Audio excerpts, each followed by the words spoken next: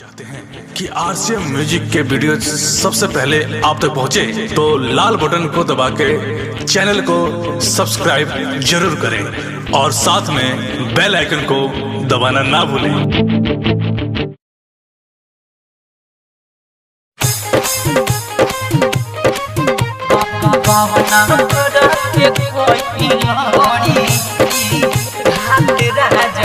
Music director Shashi Singh.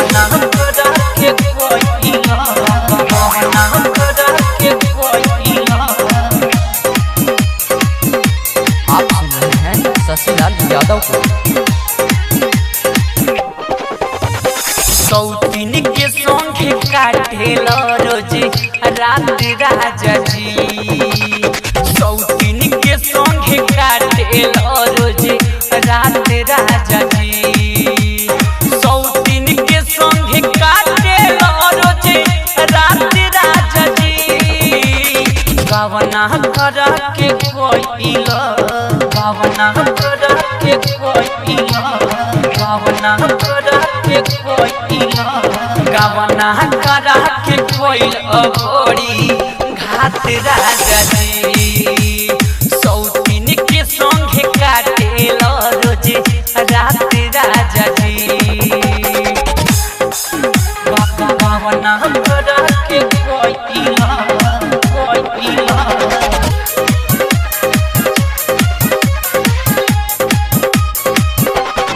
हाथवा के मेहंदी छूटल ना बढ़ल बाटे ललाई। पिया पिया कह के रोज रोवता हो कलाई, रोवता हो कलाई। हाथवा के मेहंदी छूटल ना बढ़ल बाटे ललाई। पिया पिया कह के रोज रोवता हो कलाई।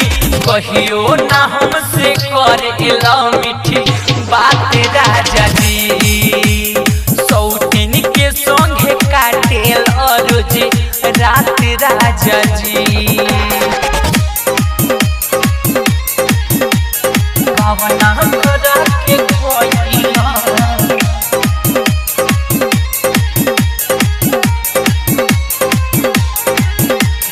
गवना करा के कोइल, कहिया ले चुप के रही घूंघट में पिया। रतिया में नींद आवे ना जरते रहे दिया, जरते रहे आईना। कहिया ले चुप के रही घूंघट में पिया। रतिया में नींद आवे ना जरते रहे दिया। कहिया तू करबो हमसे प्यार शुरू हुआ तेरा राजा जी। सौतीन के संगे काटेल रोज रात राजा जी। डीजे विकास,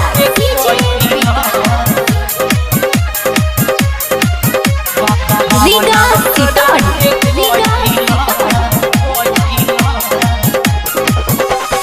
राइटर छबिला पिया काहे तू ऐसा किया।